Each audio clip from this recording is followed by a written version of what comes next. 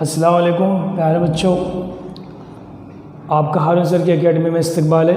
आज हम 9 maths lesson number 2 exercise 2.4 मश्क 2.4 के बेसिक को समझने की कोशिश करेंगे, जिसमें और 2.4 के सवाल भी अमल करेंगे।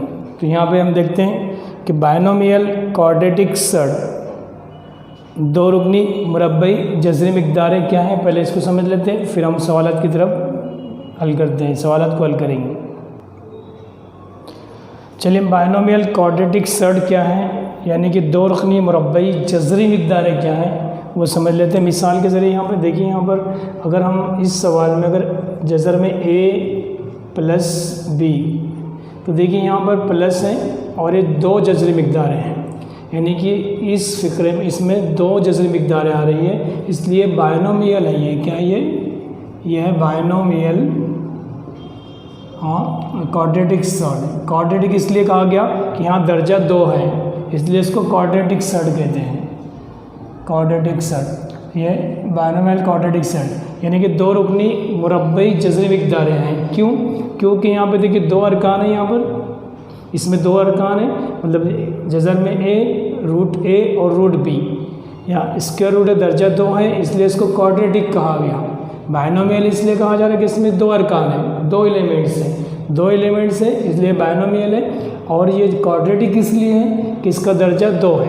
इसी तरह से अगर ये हम a लेते हैं माइनस b लेते हैं, तो ये भी क्या है, बायनोमियल क्वाड्रेटिक सर्ड है।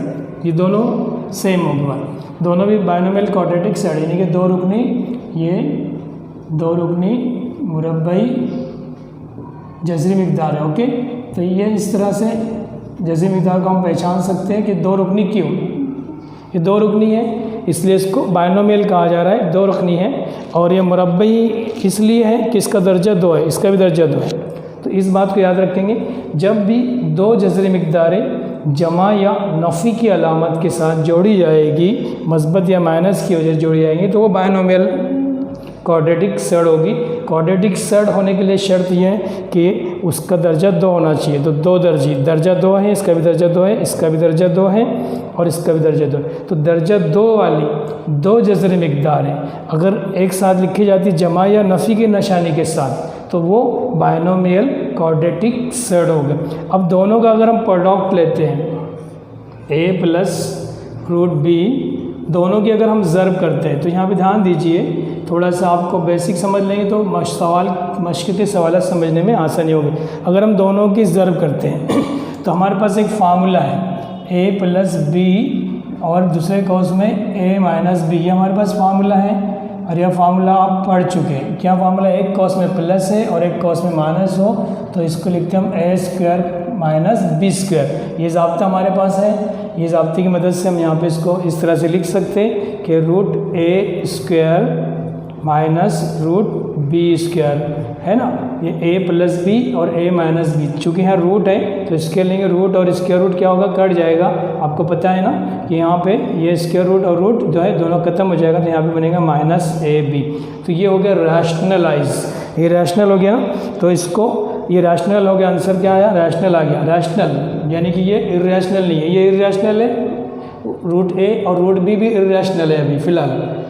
अगर यहाँ पे इर्रेशनल अगर है, चूँकि जज़री मिक़दार के तौर पे हमने इसको लिया, इसलिए इर्रेशनल है। लेकिन दो मिक़दारों का ज़र्ब, दो मिक़दारों की ज़र्ब रैशनल हो गई, ये रैशनल हो गया, यानी कि नातिक हो गया, ये रैशनल हो गया, रैशनलाइज हो गया ना, रैशनल नंबर हो गया ये इसको बोलते हैं नातिक, यह नातिक बन गया। तो जब नातिक हो गया तो जाहिर सी बात है, अब नातिक होने, तो ऐसी सूरत में ये दोनों जो पेयर है, जो दोनों पेयर के जो ज़र्ब हैं, देखो बीच में नफ़ी और प्लस और माइनस का फ़र्क है सिर्फ, यहाँ पर दोनों मिक़दारें एक जैसी नज़र आ रही है, दोनों के बीच में एक जगह प्लस हो रहा है, एक जगह माइनस हो रहा है। तो अगर दो मिक़दारों का, हमने पहले तो बायनोमियल का मतलब समझ लिए, बायनोमियल मतलब दो अरकान, दो जज़री मिक़दारें और जिनके दरमियान जमा या नफ़ी की निशानी हो, दोनों में से कोई एक अलामत हो, बायनोमियल हो गया। और उनका दर्जा अगर 2 है तो क्वाड्रेटिक है, यानी कि मुरब्बई जज़री मिक़दार। तो ओके, ये मुरब्बई जज़री मिक़दार। ओके, यहाँ पे जज़री मिक़दार है, ये मुरब्बई जज़री मिक़दार हैं यहाँ। तो ओके, ये दोनों अब यहाँ से दोनों का प्रोडक्ट अगर हम लेते हैं तो दोनों की ज़रब करने पर नातिक जवाब आ रहा है। अगर दो जज़री मिक़दारें इस तरह से पेयर में दी जाए और तो दो जज़री मिक़दारें अगर पेयर में इस तरह से पेयर में दी जाए और दोनों की ज़रब करने पर रैशनल नंबर आता है, रैशनल नंबर, ये रैशनल हो गया क्योंकि यहाँ से जज़र की अलामत ख़त्म हो गई, तो ये रैशनल अगर आंसर आता है तो ऐसी सूरत में इनको कॉन्जुगेट पेयर कहते हैं। क्या बोलते हैं? Conjugate pair. तो जज़र ए प्लस जज़र बी ये क्या है? और एंड एक कॉन्जुगेट पेयर है। कॉन्जुगेट पेयर उर्दू में कहते हैं इसको मज़दूज मिक़दार। जज़र ए माइनस जज़र बी ये क्या है? कॉन्जुगेट पेयर है। क्या है? Conjugate pair. इसको बोलते हैं मज़दूज मिक़दार, मज़दूज मिक़दार। अगर उनका जवाब नातिक आता है दो जज़री मिक़दारें, वो भी कैसी? बायनोमियल, दो जज़री मिक़दारें वो भी बायनोमियल। बायनोमियल मीन्स दो अरकान वाली। दो अरकान कब बनेंगे? जब बीच में जमा या नफ़ी की निशानी होगी। तो ऐसी सूरत में दोनों का अगर ज़र्ब रैशनल नंबर आता है तो ऐसी सूरत में उन मिक़दारों को, उन बायनोमियल क्वाड्रेटिक सर्ड को, यानी कि दो रुकनी जज़री मिक़दारों को कॉन्जुगेट पेयर कहते हैं, मज़दूज मिक़दार कहते हैं। क्या बोलते हैं? मज़दूज मिक़दार। ये याद रखना है आपको, मज़दूज मिक़दार। ये हाँ ये यस, तो ये मैं समझता हूँ आप इस बात को समझ गए होंगे। मज़दूज मिक़दार किसे कहेंगे? तो ये कॉन्जुगेट पेयर, कॉन्जुगेट ये टी है यहाँ पर, ये कॉन्जुगेट पेयर किसे कहेंगे? तो समझ में आ गया किसे कहेंगे? जब दो मिक़दारें कैसी हो? बायनोमियल हो, दो जज़री मिक़दारें बायनोमियल हो, क्वाड्रेटिक हो, तो क्वाड्रेटिक बायनोमियल सर्ड अगर दोनों का ज़र्ब अगर रैशनल नंबर आता है तो उसको कॉन्जुगेट पेयर यानी कि मज़दूज मिक़दार कहते हैं। तो ये दोनों एक दूसरे के मज़दूज मिक़दार हैं। तो ये आपको याद रखना है। इसकी बुनियाद पे मश्क 2.4 हम हल करेंगे। मश्क 2.4 के सवालात हम समझेंगे और ये रैशनलाइज़ करने के लिए हमको मदद होगी। उसमें रैशनलाइज़ कैसे करते हैं हम पिछली मश्क में भी कुछ सवाल को हल करके देखें, अभी और कुछ सवाल हल करके देखेंगे इस मश्क में। चलिए मश्क की तरफ चलते हैं। मश्क का पहला क्वेश्चन देखते हैं हम। देखिए पहला क्वेश्चन बहुत ही आसान है। ज़र्ब कीजिए। ये बायनोमियल क्वाड्रेटिक सर्ड है, दो रुकनी जज़री मिक़दार है। ये क्वाड्रेटिक मुरब्बई जज़री मिक़दार है। इसको जज़र 3 से ज़रब करना है। ज़रब करने के लिए कहा गया, लेकिन मैं इसलिए आपको रिपीट वर्ड इस्तेमाल कर रहा हूँ। यहाँ पे इस कॉस में दिया गया, इसका मतलब पूरी मिक़दार एक हो गई। और यह है बायनोमियल। बाय का मतलब होता है 2, बायनोमियल दो रुकनी। बाय का मतलब होता है 2, BI बाय यानी कि 2। तो जैसे दो रुकनी जैसे मिक़दार यहाँ पर है। अब हमको मल्टीप्लाई करना है। बहुत सिंपल है मल्टीप्लिकेशन करना, बहुत ही आसान है। आप आसान तरीके से इसको मल्टीप्लाई कर सकते हैं। हम यहाँ पे हल लिखेंगे सॉल्यूशन। तो √3 को हमको √3 से -√7 और रूट को ज़र्ब करना है। तो वेरी सिंपल, √3 से हम √7 को मल्टीप्लाई करेंगे पहले। ओके, √7 को मल्टीप्लाई किए, फिर √3 से वापस किसको मल्टीप्लाई करेंगे? √3 से। पहले हमने क्या किया? √3 से 7 को मल्टीप्लाई किए, फिर वापस किससे मल्टीप्लाई करेंगे? इसको मल्टीप्लाई करेंगे। हम मल्टीप्लाई कर रहे, बात समझ में आ रही है आपके? √3 से हमने 7 को मल्टीप्लाई किए, फिर √3 से -√3 स्क्वायर √3 यानी कि जज़र 3 को जज़र 3 से ज़रब करेंगे। बहुत ही इजी क्वेश्चन है, कोई ज़्यादा यहाँ पे सोचने वाली बात ही नहीं है। सिर्फ आपको ये मालूम होना चाहिए कि पेयर में इस तरह से लिखी हुई जैसे मिक़दारों को जमा या नफ़ी की निशानी के साथ दो मिक़दारें अगर लिखी जाती हैं तो वो बायनोमियल जज़र मिक़दार हो जाती है, यानी दो रुकनी जज़री मिक़दार। तो 3 से पहले 7 को ज़रब किया तो 7 क्या बन गया? ये रूट में 21 हो गया। और जज़र 3 को जज़र 3 से ज़रब करेंगे तो कितना जवाब आएगा? जज़र में 9 आएगा। जज़र में 9 का मतलब कितना होता है? यहाँ पर 21 - 3, तो यहाँ जवाब कंप्लीट हो। जज़र में 9 का मतलब 9 3 का मुरब्बा है, इसलिए उसका जज़र मुरब्बा 3 निकला। तो यहाँ जवाब कंप्लीट हो गया। ओके, इस तरह से एक मल्टीप्लिकेशन और देख सकते हैं आप। एक मल्टीप्लिकेशन की एक मिसाल अब यहाँ पर हम दूसरी मिसाल देख लेते हैं। मिसाल नंबर 3। अब देखिए, गौर कीजिए। 3√2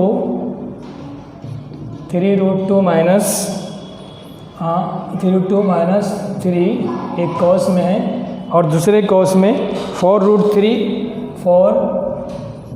-2 ये दूसरे कॉस में है। देखिए दो कॉस यहाँ पे बने हुए हैं, दोनों कॉस के बीच में जो ज़र्ब निशानी होती है, याद रखिए हमेशा दोनों कॉस, दो कॉस मतलब ये कॉस और एक कॉस, इसका मतलब ये ज़र्ब एक दूसरे के, दोनों कॉस का एक दूसरे से ज़र्ब हो रहा है, ज़र्ब ही करना है। तो सबसे पहले हम क्या करेंगे, √2 से डायरेक्ट मैं लिख रहा हूँ यहाँ पे 3√2 से पहले इस ब्रैकेट को, कंप्लीट ब्रैकेट को हम ज़र्ब करते हैं -√2 को। ओके, ये मैंने क्या किया, इसमें ये कॉस को ओपन कर रहा हूँ मैं, ब्रैकेट को ओपन कर रहा हूँ, तो यहाँ पे 3√2 लिया मैंने, 3 जज़र में 2 लिया हूँ, उसको पूरे कॉस को ज़रब कर दे रहा हूँ। फिर -3 से, यहाँ पे -3 बचा, -3 से फिर ये पूरे कॉस को हम ज़रब कर रहे हैं। ओके, तो यहाँ से गौर कीजिए, ये इसी तरह से यहाँ पे अगर गौर करते हैं तो ये ठीक है, तो इसको मैं मिटा देता हूँ। ओके, तो जरा ध्यान देंगे ज़रब कैसे कर रहे हैं, यहाँ पर ज़रब हो रहा है, कैसे ज़रब किया हमने, पहले जज़र 3 जज़र 2 से पूरे कॉस को ज़रब कर देंगे, फिर नफ़ी 3 से, नफ़ी 3 नहीं बल्कि नफ़ी जज़र में 3 है, यहाँ पर क्या है, नफ़ी -√3 है। ओके, -√3 से फिर इसको ज़रब कर देंगे। ठीक है, अब ज़रब करने के वक्त क्या करना है, पहले फिर इससे ये पहले फैक्टर को ज़रब कर देंगे, फिर वापस इसको ज़रब करेंगे। ओके, तो यहाँ से पहले 3 जज़र 2 से 4 जज़र 3 को ज़रब किए। देखिए यहाँ थिंकिंग ये थोड़ी सोच है, आपको ध्यान देना पड़ेगा। पहले इससे इसको ज़रब कर दिए, फिर माइनस, फिर 3 जज़र 2 से किसको ज़रब कर रहे हैं, जज़र 2 को। ओके, माइनस, फिर यहाँ पे माइनस से ज़रब कर रहे हैं, तो माइनस जज़र 3 से हम किसको ज़रब कर रहे हैं, 4 जज़र 3 को, फिर इससे इसको ज़रब कर देंगे और इसको फिर इससे ज़रब कर देंगे। तो माइनस को माइनस से ज़रब करने पर, माइनस को माइनस से मल्टीप्लाई करने पर प्लस हो जाता है, और √3 को √2 से हमने मल्टीप्लाई कर दिया, यहाँ पे √3 को √2 से मल्टीप्लाई कर देंगे। तो इस तरह से मल्टीप्लाई करने के बाद आप जरा गौर कीजिए, पहले इससे इसको ज़रब किया हमने, फिर इसको इससे ज़रब किए, फिर जज़र 3 से 4 जज़र 3 को ज़रब किए, जज़र 3 से 4 जज़र 3, फिर जज़र 3 से जज़र 2 को ज़रब किए, जज़र मीन्स रूट, √3। अब 3 और 4 ये इसको एक जगह हम लिख सकते हैं, 3 और 4 को, तो यहाँ पे इसको हम एक जगह लिखेंगे, 3 4 जहाँ 3 को 4 से ज़रब करेंगे तो ये एक जगह हो गया, और ये जज़र में है तो 2 जज़र 3। देखिए जो जज़र में है, जो रूट में है वो रूट में उसको मल्टीप्लाई कर रहे हैं, जो रूट के बाहर है उसको बाहर मल्टीप्लाई करें। ठीक है, अब यहाँ पे, यहाँ इसमें सिर्फ 3 बाहर है, यहाँ पर यहाँ 4, 2 दूनी 4 हो जाएगा। डायरेक्ट भी कर सकते हैं आप, मैं एक स्टेप आपकी बढ़ा रहा हूँ, लेकिन यहाँ पे आप डायरेक्ट कर सकते हैं। ये रूट, ये 4 है, 4 बाहर ही रहेगा, याद रखिए 3 को 3 से मल्टीप्लाई करेंगे तो ये 9 हो जाएगा, और √2 को 3 से, √3 को √2 को मल्टीप्लाई कर देंगे, दोनों एक साथ हो जाएंगे यहाँ पर। तो यहाँ इस तरह से अभी जरा गौर करते हैं हम, तो ये बन गया 12, ये बन गया 6, और ये बन गया 3 जज़र में 4, 4 मतलब ये 4 हो जाएगा, 4 का जज़र मुरब्बा कितना होगा, 2 हो जाएगा। देखिए यहाँ एक स्टेप थोड़ा सा बचा सकते हैं, ये 2 दूनी 4 हो गया, और 4 का मुरब्बा जज़र मुरब्बा 2 हो जाएगा, तो यहाँ 2 लिख देते डायरेक्ट इसके बदले में। और इसी तरह से -4 है, 3 को 3 से ज़रब करेंगे तो 9 होगा, 9 का जज़र मुरब्बा कितना आएगा, 3 हो जाएगा, है ना। 3 को 3 से ज़रब करते हैं तो 9 हो गया, और 9 का जज़र मुरब्बा 3 हो गया, और यहाँ पे जज़र में 6। आप अगर गौर करते हैं तो ये नातिक अदद है और ये गैर नातिक अदद है, तो ये यहाँ पे 12 जज़र 6 माइनस जज़र 6, इसको एक जगह लिख लेता हूँ मैं, और ये बनेगा 3 दूनी 6 और 4 तिया 12। ओके, अब यहाँ माइनस नहीं था बल्कि ये प्लस था, ये प्लस है और ये प्लस है। ओके, तो ये प्लस रहेगा यहाँ पर।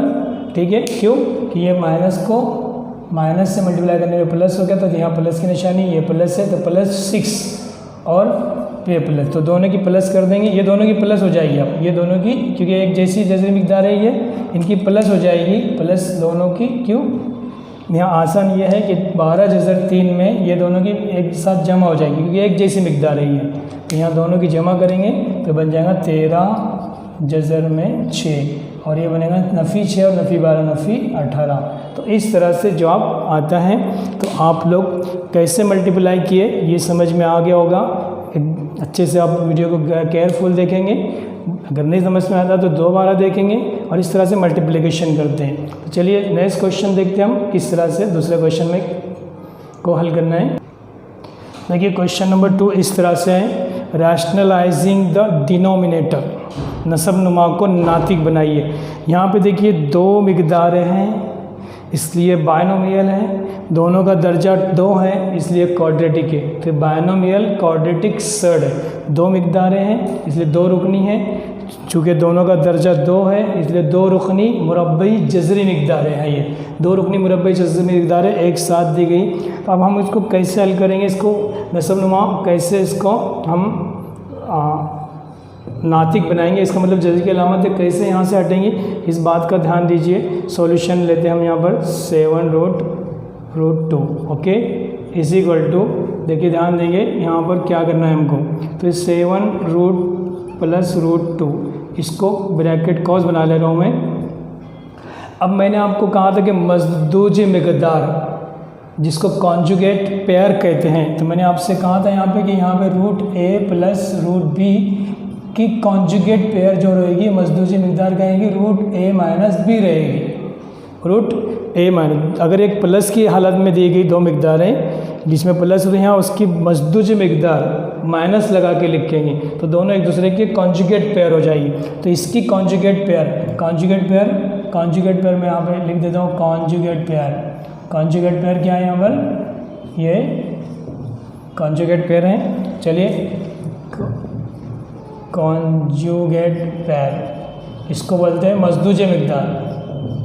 क्या है मज़दूज मिक़दार, मैंने आपको समझाया बेसिक में कि मज़दूज मिक़दार कब, ऐसी सूरत में क्या बनेगा यहाँ पे a माइनस बी बनेगा, उसको कॉस को खोलेंगे तो a माइनस बी आ जाएगा। तो इसकी मज़दूज मिक़दार क्या होगी यहाँ पर, अब यहाँ पे a b नहीं है 7 और 2 है तो क्या लेंगे यहाँ पे 7 लेंगे और यहाँ पे जमा के बजाय नफ़ी की निशानी लगाएंगे और जज़र 2 है ना, बिल्कुल जैसा ये मिक़दार है वही लेंगे, सिर्फ यहाँ जमा के बजाय नफ़ी। तो ये मज़दूज मिक़दार हो गई है। जब हमने नसब नुमा में इसको ज़रब किए तो शुमार कुनिंदा में भी इसको ज़रब करना है, शुमार कुनिंदा में भी इसको ज़रब करना है। तो वही सेम शुमार कुनिंदा में लेंगे, यहाँ नसब नुमा को नातिक बनाना है। शुमार कुनिंदा में क्या बन रहा है सिर्फ रूल के हिसाब से चलना है, जो भी बन रहा है वो रहने देना है वैसे एज इट। तो नीचे नसब नुमा में ज़रब किए तो शुमार कुनिंदा में यानी कि डिनोमिनेटर में ज़रब किए तो न्यूमरेटर में भी ज़रब कीजिए, नसब नुमा डिनोमिनेटर है ना।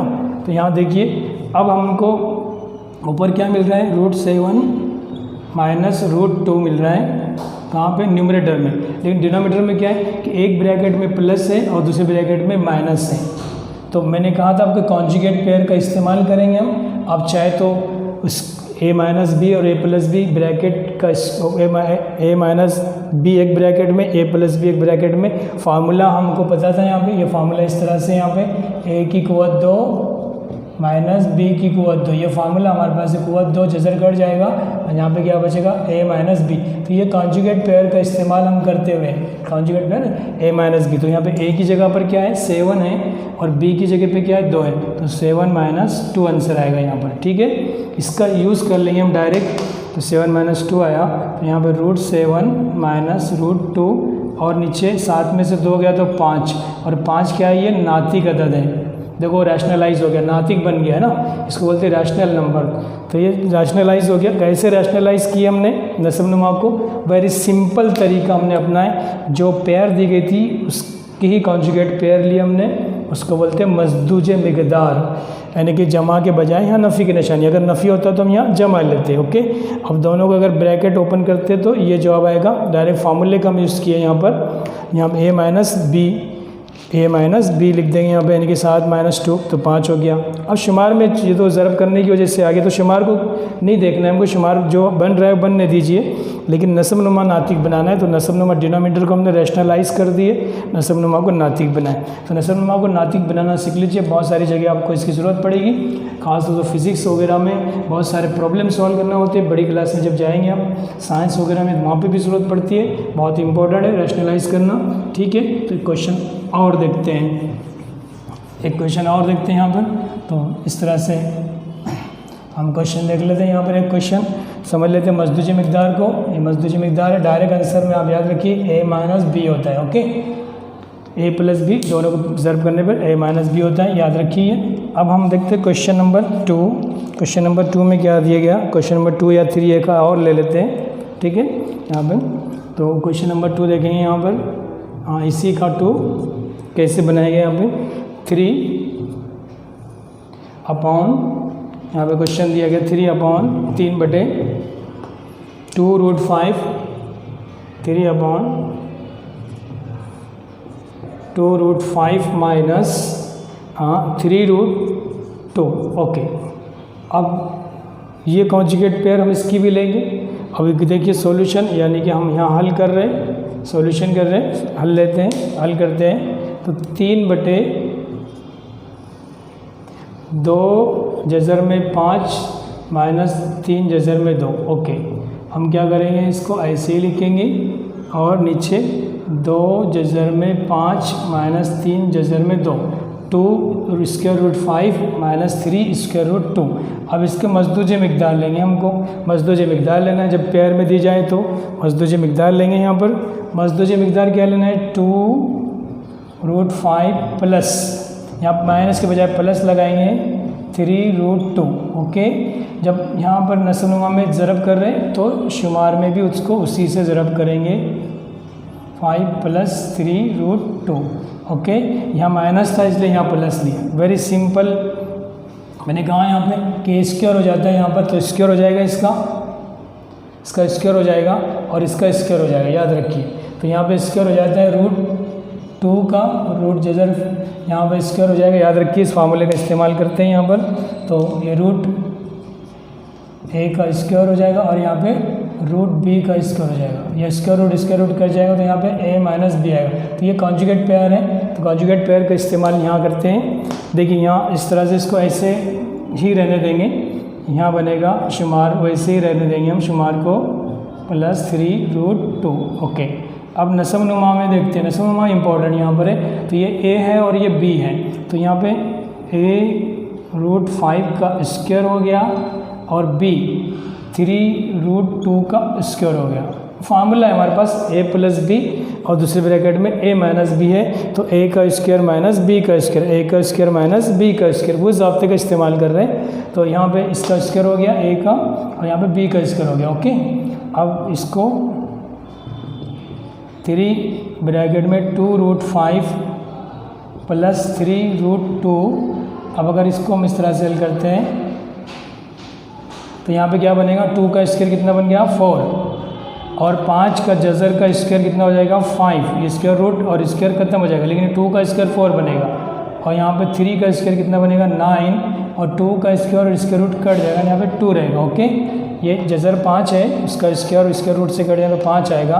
2 का जज़र मुरब्बा 5, ये स्क्वायर हो रहा है ना, यहाँ पे 2 का मुरब्बा हो रहा है 9 और जज़र 2 का मुरब्बा 2 बनेगा।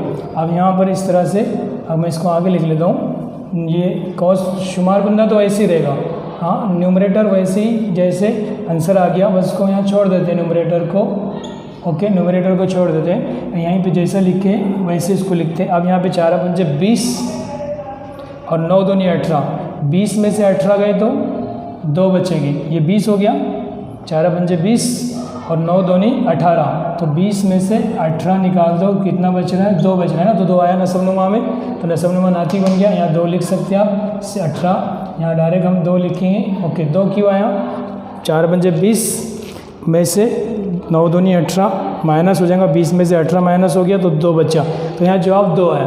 तो इस तरह से नस्ब नुमा नातिक बन गया। मकसद है नस्ब नुमा को नातिक बनाना, नस्ब नुमा को डिनोमिनेटर को रैशनलाइज करना, ये मकसद है क्वेश्चन में और मकसद वाज़े हो रहा है। इस तरह से यहाँ पे क्वेश्चन नंबर 2 कंप्लीट होता है। तो प्यारे बच्चों, चैनल को सब्सक्राइब कीजिए और अगली वीडियोस देखने के लिए, अगली मश्क देखने के लिए अगली वीडियोस देखिए। चलिए, अल्लाह हाफ़िज़।